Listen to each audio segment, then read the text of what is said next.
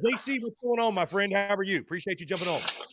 Doing well. It's Thursday. Back in the saddle and feeling great and glad to be with you, Chris. Glad to be with you as always. Yeah, absolutely. First, let me say, JC, again, appreciate you guys having me on your show this morning. And again, congratulations on 100 episodes, man. That's a big accomplishment. That's a really big accomplishment. So, yeah. Yeah, I thought we'd get there, but you never know when you start something like that, and kind of slid into a, a time slot that was vacant, sort of vacant at the time. I wish I'd probably chosen a different one had I known we were going to overlap, but that was hindsight, and I'm pleased with what's going on. I think Phil's done an outstanding job, and we're about to expand a little bit and make some changes for the better, and so things are going really well with regards to the show. So. Yeah, love to hear that, JC. And again, appreciate you taking the time each and every single Thursday. Let's go ahead and jump into it. And I know that we started the conversation this morning on you guys' show with basketball, so let's do the same here. Your just overall thoughts on the court Cox. I know that we were all hopeful and optimistic that this time last week that maybe Lamont Paris' squad, I won't say even had turned a corner, but maybe they could catch fire a little bit with some upcoming winnable games. And I don't know what it is about this team, JC. I feel like it's either we win by a lot or excuse me, we pull off an upset win or we lose by 40. I know that wasn't the case on Tuesday night, but really tough loss, obviously, to an Ole Miss team that came into Colonial Life Arena winless in SEC play, and now you turn around. It gets no easier on Saturday against the 16th ranked Auburn Tigers. But as this team has shown us, expect the unexpected, I guess. But your just overall thoughts on let me ask you the state of affairs with Carolina basketball, because we all expected it to be a bit of a tough season, right? I think most people had realistic expectations year one, or as I've labeled it, year zero of Lamont Paris. The roster got completely gutted through the transfer portal, right, when you made the move on Frank Martin. But what would you say about this season? I guess to say it's going exactly as you expected would be I don't know how true that would be, because I don't know if anybody expected to see Carolina lose 2 games by 40 or more points, and we're just getting started still in SEC play. But, your just overall thoughts on the year that has been thus far for Lamont Paris. Is it going sort of how you expected? Is it a little bit worse? Is it somehow a little bit better? Your thoughts on the state of affairs with Gamecocks hoops right now. Yeah, it's hard to say. It's been such a weird year, Chris. Frankly, the 5 games that included the win at Rupp, I know there was a bad loss to Tennessee in there and an overtime loss at Vandy. Uh, you know, Vandy's been a tough place for the Gamecocks. Just about it. It's tough for anybody to play up there because of the weird court and all that good stuff. But I think that the deal is that you look at those 5 games. Okay, they beat Western Kentucky, pretty decent team. Eastern Michigan has a lottery pick, and then you have the situation. I'm sorry, I'm getting my calls are blowing up right now. My bad. Must be something going on with Jeffcoat, huh? And so you look at those games. You lost in overtime to Vandy. You did get blown out by Tennessee, but then you won at Rupp. So those 5 games, Chris, you're 3-2, and really could have won the Vanderbilt game. So you're feeling pretty good heading into that A&M game last week, and you lose by 40. I thought Tuesday night was just sort of a lackluster uh, performance. Frank, kind of got in and lost, and I don't know if Ole Miss is that much better, but Lamont Paris made a good point. He's like, when Gigi Jackson, Hayden Brown, and Michi Johnson aren't rolling, this team's struggling. And you look at the lack of players in the post; they're either really young or they're kind of developmental, and all that good stuff. It's one of those things where without that presence on the inside, in the SEC, you're going to struggle. This team does not play good defense most of the time. I think they struggle with good defensive teams. Some of these games have been, Buzz Williams, Rick Barnes, and Kermit Davis. Those teams are going to play defense, against you. And I think they've struggled with that, getting any kind of semblance of an offense thing. So I think at the end of the day, Uh, you know, are there some bright spots for this season from this season you could take away? Yeah, I think anytime you beat Clemson in any sport people care about, it's big. Clemson's leading the ACC right now. Good basketball team. You know, you look back on, how did South Carolina win that one? They won a game at Georgetown where, you know, I know Georgetown's not very good, but that's still one of the better brands in college basketball. Um, and then you won at Rupp. So there have been some bright moments, but it's just, when you get blown out over and over again, that's pretty tough. That's pretty tough to go on. So I think that's what's disappointing. But the bottom line is they got to improve this roster, man. And I don't know what the thought was with Lamont Paris and working the portal, but he did tell Mike Morgan, who called the game Tuesday night, he's like, maybe I should have hit the portal a little harder. I thought that would have been obvious, but obviously that wouldn't happen. I mean, where would they be right now without Gigi Jackson? I mean, that would be tough. So, I think the goals for the rest of this year, try to stay competitive as much as you can. Gigi, needs to have a good year, obviously, not just because of his career, but maybe for future recruiting and stuff. You want a guy like that to have a great experience and, good to where he needs to go from right there at South Carolina. NIL is such a big deal in college basketball, Chris. And it's improving overall at Carolina. Don't get me wrong. But where is men's basketball on that pecking order? It's I liken recruiting in the portal in basketball to shop. So football's a lot like a Chevrolet dealership. There are high end cars. You can roll out the lot and spend a pretty penny, right? But there are also some economy buys that you can make, right? Baseball's a lot like CarMax, but basketball is like a Porsche dealership. Even for somebody that's good, not great, you're going to pay these days in that sport. And that's just how that sport kind of rolls. And it's because the money in basketball per player that makes it to the pros, not just the pros, but played in Europe, overseas, wherever, they make money. You can make money playing that game, probably more money than football. If you think about it. I mean, I remember Ron Artest, it was after he changed his name to Meta World Peace. He was the 13th guy in the Lakers later in his career. Dude made $14 million just sitting at the end of the bench. So the money in that sport is and you have more sure things in that sport. You're not gambling when you give a 5-star basketball player NIL money because he's going to be good. You've seen it. Football's more developmental, and I think a lot of those are gambles. So this program's kind of between a rock and a hard place. I would just encourage everybody to kind of be patient. I'm not sitting here going 100% all the way. Oh, it's just that he doesn't have players. But I'm probably 85% of the way there. I understand the talent's not there. And, so I'm not going to jump all over the coaching or anything like that right now. But I'm also not going to sit here and say, well, this team's really well coached. They just don't have any talent because there are some things there where I go, oh, why can't they play defense? Why can't they do this? Why are they confused here, there, and yonder? But I do think with regards to the overall judging Lamont Paris, this is going to be a very challenging year to get through. I would judge him on, they say in life, bad things happen. It's inevitable. How do you respond? So I would judge him really on how he responds from here and continues to try to build this thing back to at least being relevant. And it's kind of just terrible to say. I know people don't want to hear this, but it's kind of tough to swallow because, just last year, South Carolina was 500 team in the league, 18 wins, So it has sunk back to the depths. So now we'll see if Coach Paris can build it back up. But there's nothing you can do about that this year. That'll be handled in the off season. Yeah, for sure.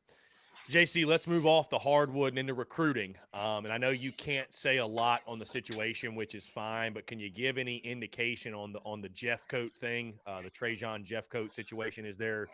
Do you think there's any light at the end of the tunnel when it comes to the Gamecocks potentially getting him enrolled? And I'll ask you this too. assuming it doesn't work out, because from everything I've gathered, it feels like it's not going to, or that it's the likelihood is lessening as we speak. I mean, where do you think that leaves Jeffcoat in regards to his future? Does he return to Mizzou? Does he go somewhere else? Like, what's the situation there with that?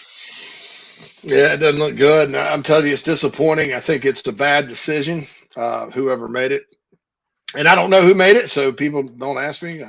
People are out there, who do we blame? I have no idea. I mean, I'll find out eventually. But just knowing what I know about the situation, checking on it, did kind of my due diligence, both, talking to people, not only the current staff, but the former staff that knew a lot about the situation as well, and also contacts at Missouri. I got a good grasp on it. I just think it's very unfortunate. I think that we well, all right. So I was just told there's a meeting going on. So I wouldn't say just yet the door's completely closed. But I got a text right before that, and then my phone started blowing up. It's kind of a real time thing here, Chris. So here's a window into my life, but I'd probably lean towards it's not looking good, and quite frankly, it makes me sick to my stomach. I think that the situation that he got into, and I'm not, obviously not getting into a bunch of details, was unfortunate. It was something that got investigated thoroughly. There were no criminal charges. Uh, there were no civil charges. There was no lawsuit. There was nothing. It was a on-campus investigation, so to speak. And I think if we look around uh, the country, there's countless examples of these on-campus investigations with regular students, athletes, whoever you want to say, that have gone completely askew, that are basically kangaroo court type of situations. And, and I'll just leave it at that. So I think if it ends up being a no, that's the unfortunate thing to me, is because I believe in due process. I believe in justice and fairness, and innocent until proven guilty. And even in that type of situation, okay, if there's a lot of egregious type of behavior that's taking place, okay, fine. Well, it's not necessarily, doesn't rise to criminality, but it's not a good look, because behavior in a college structure is different standards. It's not the standards in a college are not just, hey, don't break the law. So, and I understand if something egregious happens, even if there's not criminal or whatever, that's one thing. This is not. And I believe everybody that's talked to me about it, because a lot of these people don't even have an agenda on it. They just know the situation. So I think if he ultimately does not get cleared, it is unfortunate. And whoever's decision it is, or whoever made that call, really needs to understand that you're taking a person that wants that has an opportunity. You're taking an opportunity away from somebody, and to me, that flies in the face of the mission of what higher learning should be about. People talk all the time about colleges being quote unquote inclusive and all that stuff, and that's a mandate to be inclusive and all that. Well, what the hell you're doing with this situation? I mean, this is ridiculous. And so that's my take on it, if indeed it comes that way. But like I said, I just got a text said there's a meeting right now. I don't know the outcome of it. People are saying different things. I'd have to sit down and kind of dig and make some phone calls back to determine it. But my feeling is it's not looking good. You asked me where it'll go. I mean, I think Miami's a possibility. I think Southern Cal's a possibility. With Alabama, who I've heard, would like to take a look at him. With them being in the SEC, I don't know, because I don't know right now, Chris, whether this is an SEC level thing or not. But he'll have his opportunities. The issue is, I don't think he got in the transfer portal going, oh, I'm going to go find the best opportunity for me. I think he got in the transfer portal thinking, I'm going to finally go back to South Carolina. And, to kind of to take that from him, I think it says a lot about where we're at these days. And I'll leave it at that. Yeah. Yeah. For sure. JC, moving again, continuing with recruiting. Nicholas Harbor got a really big decision upcoming. I know we touched on it last week. I know Oregon's a team that's pushing really hard for his services. Where would you put the Gamecocks? And I believe you told me, right, this is your one guy you're not going to drop a crystal ball for, right? You said there's one prospect every year that you're like, I just refuse to drop a crystal ball. I don't know if it was Nick Harbor or somebody else, but just overall feelings. I mean, I don't know exactly if he set an announcement date or anything like that, but just what vibe are you getting from his upcoming decision? Obviously, it's a really big one. Yeah, first Wednesday of February. I think he'll do the whole televised thing, Chris. Yeah. There's not a lot of big time guys announcing on that day, and so I would feel like either ESPN or 24/7 Sports CBS, somebody like that, would have him announce live. I still think the Gamecocks are in it. I think that Oregon is kind of a newcomer to this situation. I think with track and field, I've been out there, Chris. It's like track and field heaven. Yeah. It's a really nice track facility. I put a lot of money into that, and of course Nike's right there, and the NIL opportunities for a guy like him.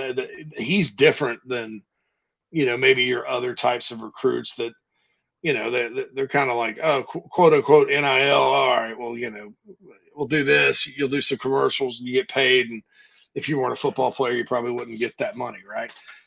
Which is fine because that being a football player determines your value in a lot of ways in that space. Well, with Oregon and the Nike situation, I mean, you're talking about a guy that could be in the Olympics one day. So there's I don't want to say legit, but the what we used to think of as NIL, the traditional stuff, which can pay you pretty big money, and legitimately so to do that. So, I think the Gamecocks are still in it. I think Michigan's still a factor. I think, today talking about Maryland, I think Maryland's kind of a dark horse, because it's close to home. But I don't see him going there. So I think the Gamecocks are still right there. I think that, the more, the contact period heats back up. Coaches are on the road right now. And I believe the coaching staff is going to go see him. I think that, at a track meet somewhere, I think maybe out in Texas or something. I think it'll still be right there. And keep in mind too, Carolina's other players, other recruits in this class have been all over him. So, I don't think the Gamecocks have been sort of out of sight, out of mind. I still think they're right there. I just think there's a decision to be made, and it's not going to be easy for him because there are really a lot of great options that he's got on the table, including South Carolina. Now, an upcoming decision this weekend, JC, Cam Pringle, one of the top prospects, the 2024 class for the Gamecocks, big offensive lineman here in state.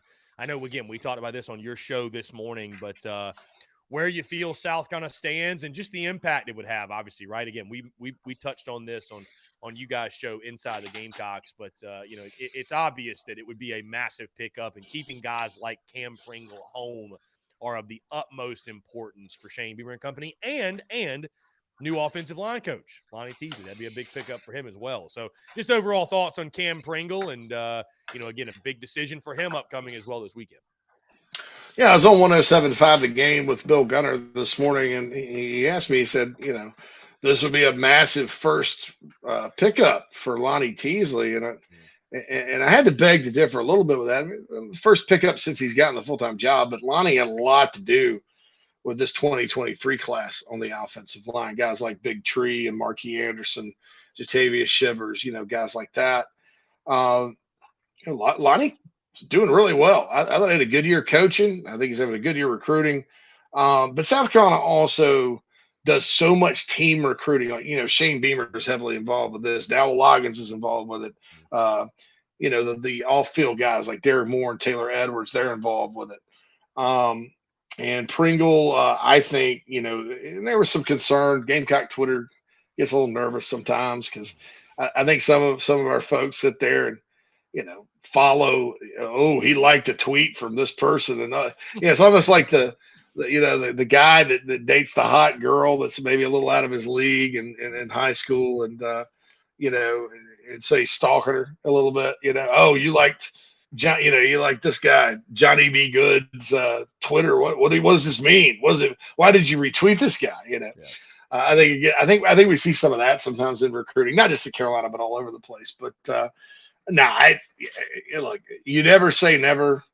I learned my lesson a long time ago from watching a Clemson recruiting reporter say that Trejon Robertson was 100% to them, and drove all the way to Laurinburg, North Carolina for the presser, and he committed to South Carolina. So, and I said at that point in my career, Chris, I'm like, I'm never going 100% ever. So there are no locks. I always say there's no locks, but I really, really, really, really like where South Carolina stands, if that makes any sense. And it would take an 11th hour reversal change of heart. And even if that happened, Chris, I don't know that Cam Pringle's going to commit anywhere else. I think he would probably just put off his decision, if that makes any sense. Yeah, and again, it'd be a huge pickup, obviously. And I love what Shane Beamer's doing, obviously, building the program from the inside out. He understands the importance of beefing up in the trenches, both offensively and defensively. On the note of NIL, JC, I want to get your take and opinion on this Jalen Rashada situation over at Florida. Just overall thoughts. Gainesville's a mess, right? I mean, I know they obviously beat the Gamecocks, which, all we can do is look back and shake our heads, I guess. But I tell you, it's tough sledding right now for Billy Napier. The whole, $13 million is guaranteed. It doesn't go through. But, what do you make of this story? I feel like stories like this are probably going to become, more frequent just because of NIL and the volatility of that. And, again, when it's the wild, wild west, crazy stuff like this can happen. So, what do you make of that story? And I guess the role it plays landscape of NIL. Man, this is to me, it was amateur hour, because what it appears to be is the people running the Gator Collective, or whatever collective it is. I think they got a little excited, and they're mad because he flipped to Miami, and obviously, that's kind of a fandom kind of deal. I mean, Rashada's a good prospect. Don't get me wrong, but there's a lot of Jalen Rashadas every year. I mean, $13 million, man, come on. 9 is too much. I would, honestly, this less than 100,000 probably for a guy like that. I would say is market value. 13 million is ridiculous. That's $270,000 a month, Chris, if he stays 4 years, and you pay him through the summer months and stuff like that. I mean, what could he possibly? I mean,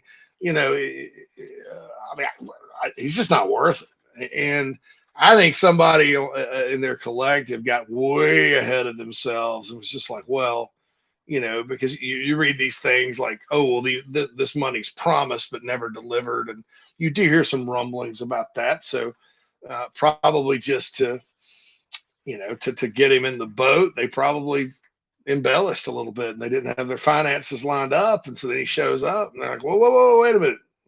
We don't have that. And then it kind of tells you a lot about the kid and his dad and his agent or whoever, that they just bolted. So to me, that means that decision was all about the money, and all that. But what Florida needs to do is get its collective under control. I mean, because that is a very undisciplined problem that makes everybody that's in the collective end of things look bad. I think it makes the sport look bad. I think it definitely makes the University of Florida look bad. And all of it over a player that, is not generational, is not, it can be a special player. Don't get me wrong, like I said, but you get guys like this every year. I mean, it's not like you can't take Graham Mertz, who is a pretty good player of his own right from Wisconsin, who's your portal quarterback this year. Go try to win as many games as you can and shoot your shot with somebody next cycle. I mean, it's not like, it was a Trevor Lawrence or Deshaun Watson or, even a Jameis Winston going down there. I mean, this guy's good, not great, and has a long way to go. So I'm going to be very curious to see, given all this money that he's been promised and the expectation, obviously, that's there no matter where he goes, if he ultimately turns out or pans out or not. I'd be very hesitant, Chris. I don't care. I don't care if have a situation at quarterback like Carolina did in 2021 where you're starting a grad assistant. I'll be very, very careful about this guy, because it does seem to be all about the money. So, JC, appreciate you being gracious with your time, man. Last thing before I get you out of here, I got to get your thoughts on it, right? You know me, and I love the banter. I always say the beauty's in the banter, and these type of things occur, and these type of storylines, I guess you could say. It's interesting, JC, and I'm sure you noticed this when things slow down in regards to, football is behind us. Basketball is going through the season they are. There's not a ton happening like on field or anything like that. I feel like that's when like a lot of the madness takes place on social media, right? Because I feel like almost like it's like we don't have an actual on-field event to distract us long enough. And so people like have this pent-up energy, right? And they need a way to release it. And it was released late last week when the news came down of Garrett Riley being hired by the arch rival as their offensive coordinator. And I feel like, obviously the OC search, JC, I feel like a lot of us, we took a breath of fresh air and took a sigh of relief when it was over, because it was just such a crazy process. And, the opinions around logins and was he the right hire? Was he not? Then you had the press conference by Shane Beamer, right? And in classic Shane Beamer fashion, he absolutely won the presser and was very passionate and very adamant about the hiring. And you heard logins, and, it addressed a lot of our concerns, or a lot of our, things we wanted to hear about the ways they were going to improve the offense, right? I feel like they checked every box. And so that sort of settled, right? And then we had the bowl game and other things to worry about. I felt like, JC, the announcement late last week after you and I spoke, of course, this was like late Thursday. The announcement of Garrett Riley's hiring, I just felt like it reopened the scab of like all of the insecurities fans had around the Dowell Loggins hire that they had suppressed, right? Because of time, because of the comments from Beamer, from Loggins. What did you make of? Because I know you saw it all on social media. What?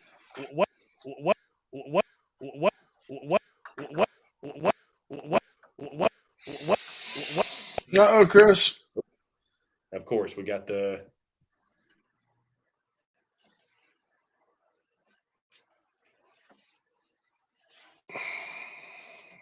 Still here. I'm not leaving.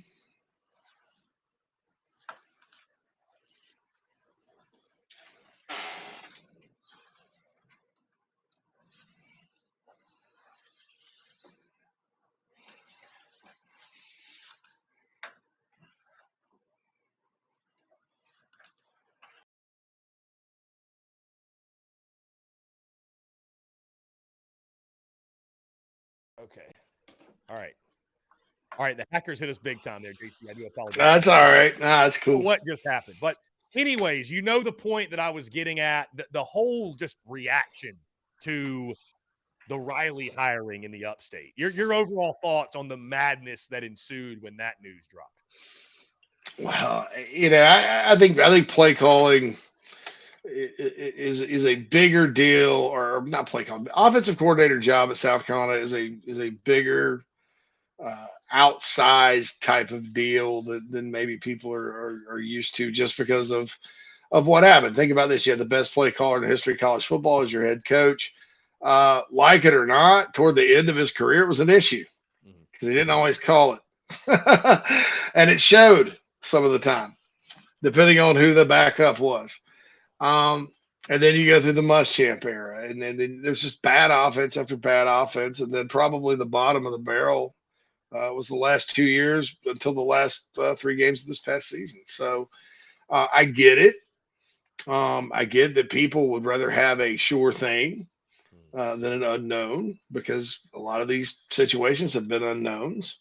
Um, I get that. I think though that what people have to realize is that this is something that this fan base has to deal with itself. This is not something that dooms your program. This is not something that externally. I mean, I had somebody actually ask me if Cam Pringle was going to go to Clemson now because Garrett Riley's there. Um, I think the people that are acting like Dowell Loggins has hurt Carolina in recruiting aren't really looking at recruiting, or they're like in a fantasy land thinking that some guys that just straight up were never coming to South Carolina are using that as a reason. Um, I think it's a heck of a hire by Clemson. Don't get me wrong. Give them credit. Dabo Swinney had to make a decision, and he did it. And then there's another false narrative out there. Well, Dabo just does what it takes. Dabo hadn't made a change like this since 2012, man. That was 10. I know the last 10 years were tough, and we all want to forget that they happened. But he hadn't made it. I mean, he normally promotes from within to the extreme. So this is out of character for him. This isn't something he always does. I certainly, after checking into it, don't believe Shane Beamer went after Garrett Riley. I think, honestly, Chris, and I was kind of thrown off by this because of maybe some external sources, but I honestly think Dowell Loggins was the guy, and Dowell Loggins got the job. And so there's that. And look, I wasn't all that fired up about it. I thought, man, this is of all the resumes out there, this is the hardest one. Because it's the same old NFL talk, and nobody wants to hear about the NFL. It's a guy's never called plays in college, and he, sitting tight ends coach at Arkansas. So, and was not overly successful in the NFL. But does that, and then there's different levels as to whether or not that matters. But I'll say this: I think that there is something to be said for a head coach. And I've seen a lot of successful head coaches that kind of go their own way with these hires and that'll stick to their guns and do it. And most of the time, those guys, you end up going, why'd you do that? Whatever. But they end up being successful. And then I've seen a lot of guys that kind of stick their finger in the wind and see what way it's blowing and they kind of make decisions based off that. And they may be able to land some big names and some experienced guys and get everybody excited about names and the offseason and all that, and they don't win. So I don't think it has much to do with winning and losing, and that's going to be determined by the performance of Dowell Loggins as the OC, play calling, game plan. I'll say this: he's off to a great start in recruiting, but that's about all I know because like I said, to me, it's much more of an unknown. And call it a risk if you want. I mean, I'll get on board with that. But it is like this program killer, like that.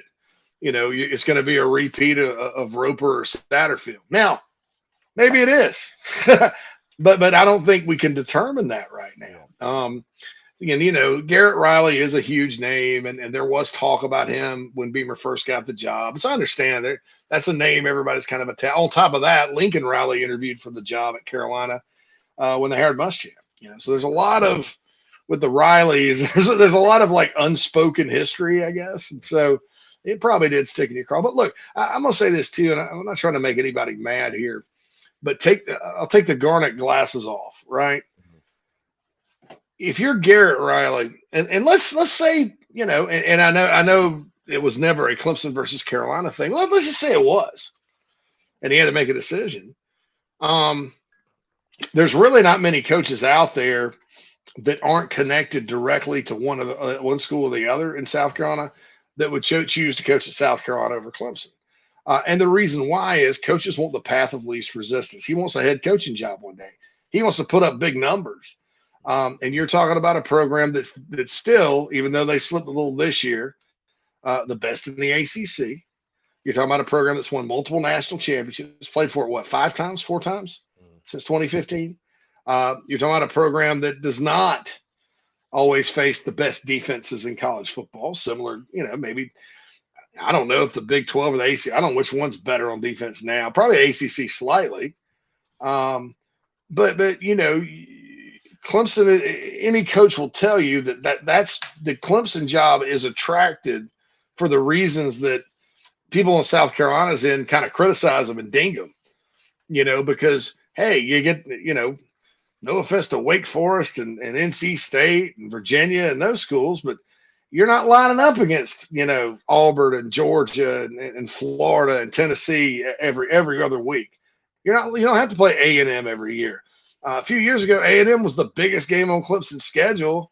They won by 2 points, and I believe that team won the national championship pretty easily over Alabama. By the way, it's a bloodbath, and so when you're a coach and taking the fan part out of it, Clemson is going to be the better gig.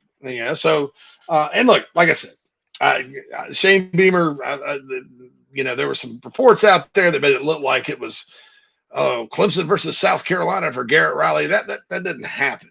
But I do understand Gamecock fans going, wow, another unknown. It's hard to trust. And like I said, I'm not sitting there telling everybody Dowell Loggins is going to be great. I mean, oh my God, Dowell Loggins is here. All of our problems are solved. No, I'm not saying anything like that. But I am saying that, it really Garrett going there and Shane hiring Dowell, those two independent decisions from one another. It doesn't impact anything, but Clemson's probably got a better play caller, going to run a better offense. And, hopefully South Carolina will too. Recruiting's certainly not falling apart. I mean, that's the biggest bunch of BS I've heard in my life about the Loggins hire is, and I think in people's mind, the two worst things I've heard. Carolina lost all momentum by hiring Dowell Loggins. Really? No. And then number two, all the recruits are now going to go to Clemson because Garrett Riley's there. Those are two very, very overstated things. And I think at some point around here, Carolina people got to stop putting so much emphasis on coaches. You got to have great coaching. Don't get me wrong, but the savior coach / savior AD complex, a lot of the fan base has. Oh, we need big name guy to come save us or whatever. Number one, it's not always going to happen for the reasons I pointed out earlier, and number two, I don't think so.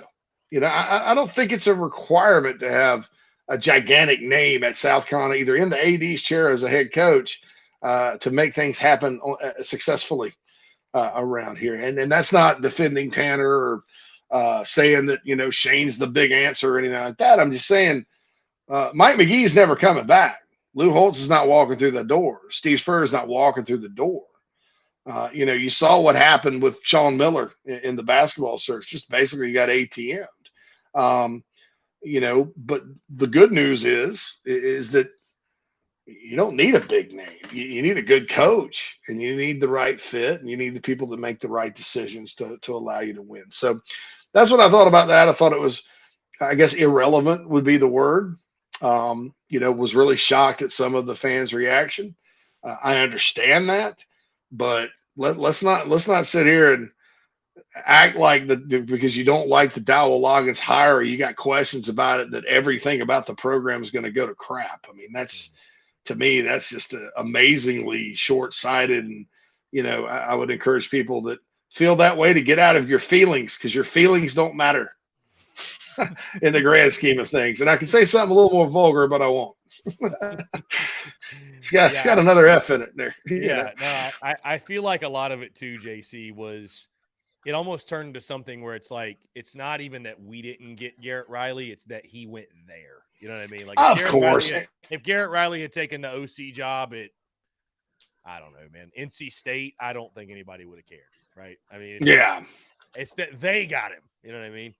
So yeah, I got that. Yeah, no, it is what it is. So I think if anybody should be a little weirded out about it, so I think it's North Carolina, because Mac Brown did go after him, and that could have been one of those things where South Carolina people are sitting there thinking, oh, this is about us, and it's not about you at all. It's about maybe an ACC rot, maybe him trying to beat UNC to the punch for him or something. So who knows? Riley and Drake May could have been a scary combo, but Yes. Very scary. Very Anyway. scary. So JC Shurburtt of Inside the Gamecocks, the Big Spur. JC, always a pleasure, my friend. And hey, before you know it, we're going to start talking baseball, my guy. So you might want to hit up your boy Whittle and brush up on some yard cocks. man, I'm a big fan. I'm probably not as good at breaking it down, but I'll do my best, and certainly just want to see more runs and wins. I'm tired of freaking my Gamecock sports year being over in April. I'm ready to get to the June months and watch a little baseball. So yeah, it'll be a lot of fun. For sure. JC Shurburtt, hey man, I appreciate you. We'll talk soon. Thanks, man. Yeah, man. Take care.